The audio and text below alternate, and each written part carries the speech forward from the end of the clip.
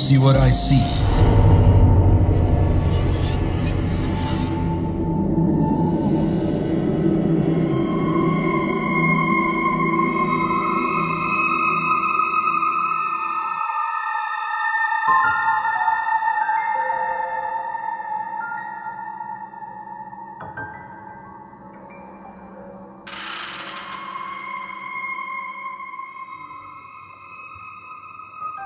Masa kecil bagiku adalah masa-masa yang tak terlupakan.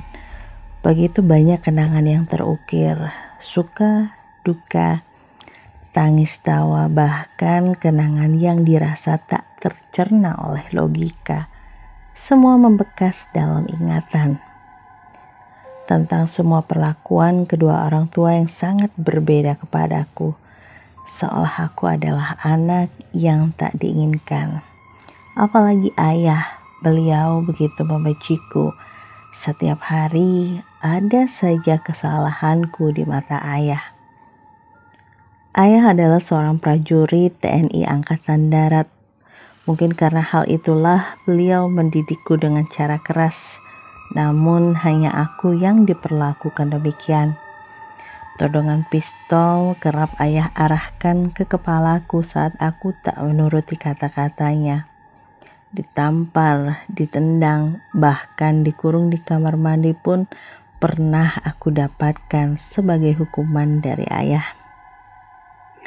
Ibu bukan tak menyayangiku, hanya saja ibu lebih takut kepada ayah. Hanya kakek dan nenek yang menyayangiku, entah itu dari pihak ayah atau pihak ibu. Semuanya menyayangiku, setidaknya itu yang kurasa saat itu. Mengingat tentang kakek dan nenek, ada satu kenangan yang akan kuingat sepanjang hayat. Saat itu usiaku sekitar 10 tahun, kelas 4 sekolah dasar. Adik perempuan kakek dari pihak ayahku yang tinggal di daerah lain datang berkunjung saat masa liburan sekolah. Hatiku senang sekali saat itu. Nenek Endah, begitu aku memanggilnya. Sama seperti kakek dan nenekku yang lain, Nenek Endah juga sangat menyayangiku. Aku merasa mempunyai pelindung. Ya, karena hanya kakek dan nenek yang selalu melindungiku dari amarah ayah. Hari itu, aku bermain di pantai bersama teman-teman sejak pagi sampai senja. Aku baru pulang ke rumah. Ayah yang baru pulang dari dinas melihat tubuhku yang basah dengan kaki penuh pasir. Seketika ayah murka. Ayah mencambuk tubuhku berkali-kali dengan kain ikat pinggangnya. Aku diam saja saat itu. Tak ada tangis, tak ada perlawanan. Nenek Endah menjerit melihat keadaanku. Dengan sigap, nenek menarik tubuh ini ke pelukannya. Nenek bilang kepada ayah bahwa esok ia akan membawaku pulang ke kotanya. Ayah tak menyahut. Beliau pergi berlalu meninggalkan aku yang masih meringis, menahan perih. Keesokan harinya, pagi-pagi sekali, aku sudah bersiap akan pergi bersama nenek. Ibu membekali kami beberapa kepal nasi yang dibungkus daun pisang. Lauknya dibungkus terpisah dengan daun pisang juga. Ibu memelukku begitu erat. Aku melihat ada kesedihan di raut wajahnya. Bahkan mata ibu tampak berkaca-kaca menahan tangis. Tak banyak yang ibu katakan. Beliau hanya bilang kalau akan menjemputku saat masa liburan sekolah berakhir. Pada masa itu belum banyak kendaraan umum yang beroperasi. Hanya ada satu kendaraan umum jenis Colt yang beroperasi 1 kali dalam sehari setiap pukul 4 sore. Nenek memilih mengajakku berjalan kaki, meski jarak yang kami tempuh bisa dikatakan jauh.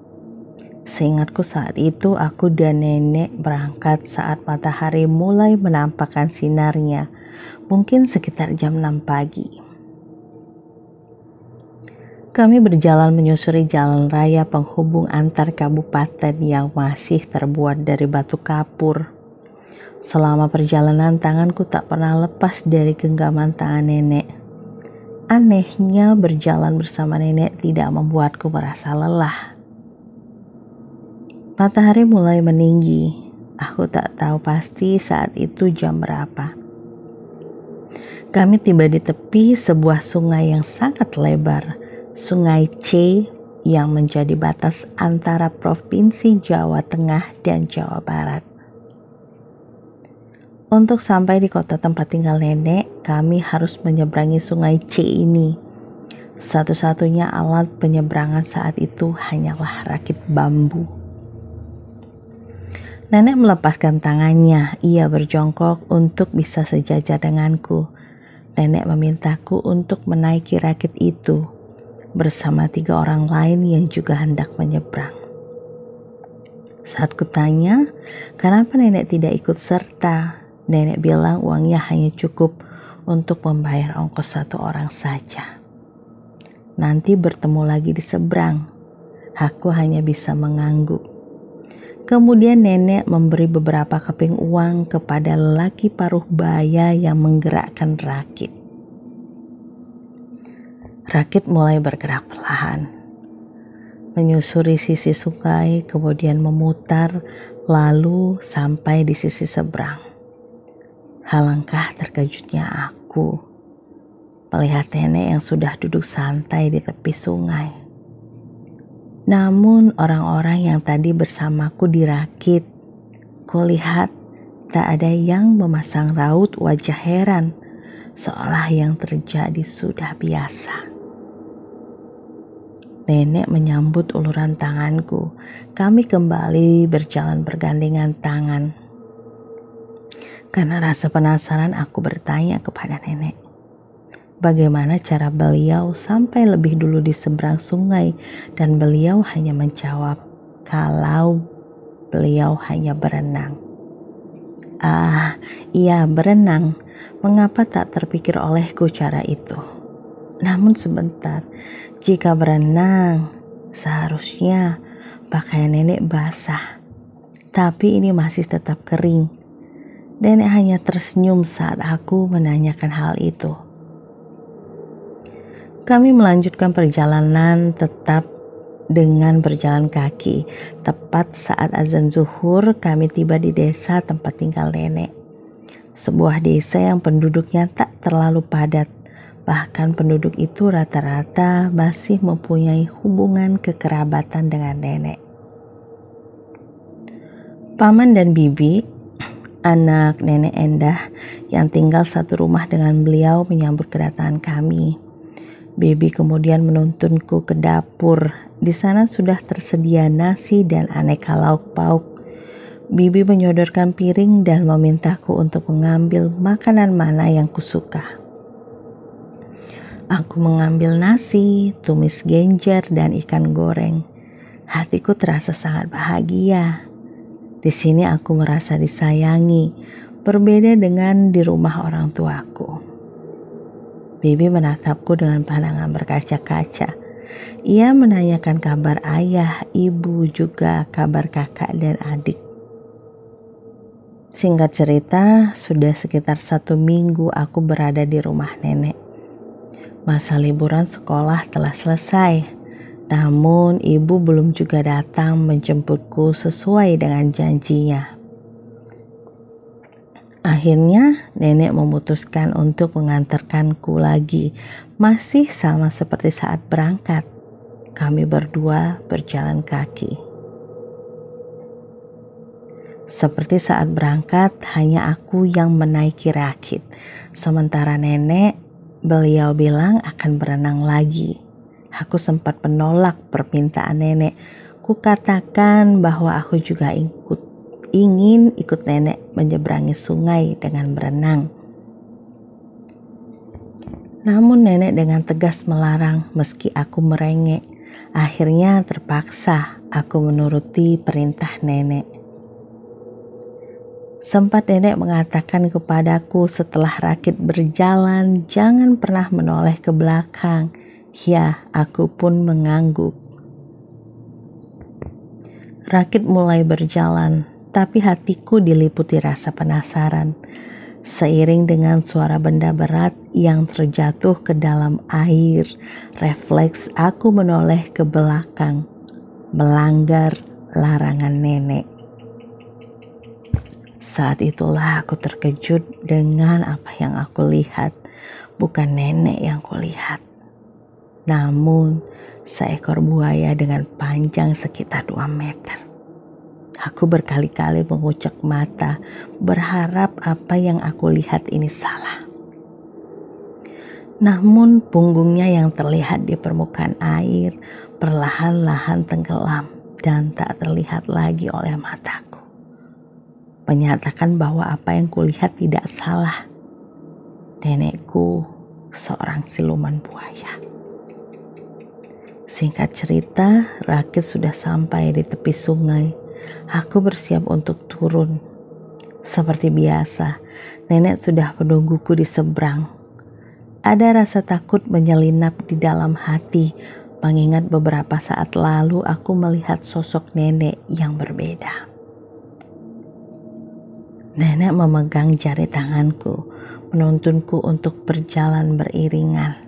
Aku berusaha melepaskan tanganku dari genggamannya. Seolah merangkap kegelisahanku, nenek mengatakan supaya aku jangan takut. Aku meminta maaf kepada nenek karena aku tak mendengarkan ucapannya. Seandainya tadi aku tidak menoleh ke belakang, pastilah aku tak melihat nenek dalam wujud yang berbeda. Sudah menjadi ketentuan, itu kata nenek. Perjalanan terasa lebih cepat dan aku tak merasakan lelah sedikit pun. Aku dan nenek sampai di rumah orang tuaku sekitar jam 10 pagi. Ibu yang melihat kedatangan kami langsung memelukku. Ibu meminta maaf karena tidak bisa menjemputku. Nenek kemudian berpamitan untuk kembali ke daerahnya siang itu juga. Aku menceritakan pengalamanku kepada ibu selama pergi bersama nenek.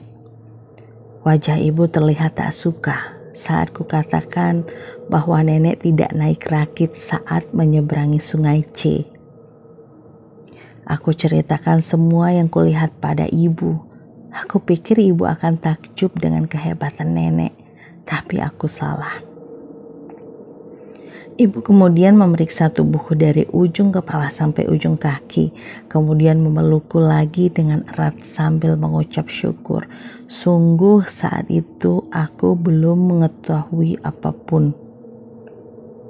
Nah, suatu saat aku dan kedua kakakku pulang sekolah bersama-sama. Pada pertengahan perjalanan secara tiba-tiba hujan turun dengan lebatnya. Kami memutuskan untuk melanjutkan perjalanan di bawah guyuran hujan. Kami berjalan dengan riang gembira sambil bermain air hujan. Sungguh menyenangkan sekali saat itu. Namun suatu keanehan lagi yang kutemukan. Salah satu kakak perempuanku, Teh Ina, tubuhnya tidak basah sedikit pun. Sementara tubuhku dan tubuh Teh Ani benar-benar basah karena memang hujan turun dengan lebatnya. Sesampainya di rumah, kami disambut oleh omelan ibu. Untung saja ayah sedang dinas, jadi aku tak harus merasakan hukuman lagi. Ibu sangat terkejut melihat tubuh Teh Ina yang berbeda dengan dua anaknya yang lain.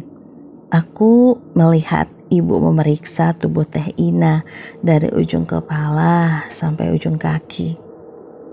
Ibu memekik saat melihat sesuatu di bagian kaki Teh Ina.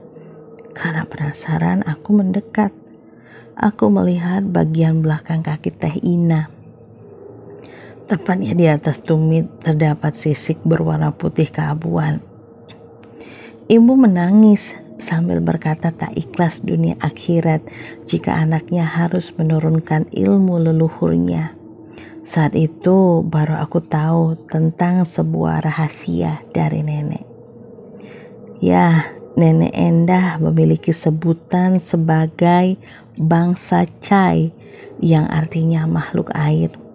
Salah satu kelebihannya adalah tidak akan basah meski berenang atau bahkan menyelam di dalam air. Menurut penuturan ibu, ilmu itu sudah tidak perlu diwariskan ke anak cucunya. Zaman sudah berganti. Dahulu para leluhur mengulik atau menekuni sebuah ilmu untuk melindungi diri dari musuh, karena memang perang masih berlaku saat itu. Pada masa liburan sekolah berikutnya, seperti biasa, Nenek Endah datang untuk menjemputku. Namun saat itu ibu melarangku untuk ikut dengan nenek. Saat itu pula aku dengar ibu berbicara dan memohon kepada nenek agar jangan mewariskan ilmu apapun kepada anak-anak ibu. Nenek menanggapi dengan tersenyum. Beliau bilang kalau ibu tidak ridho, apa yang ada dalam diri Teh Ina akan hilang seiring berjalannya waktu.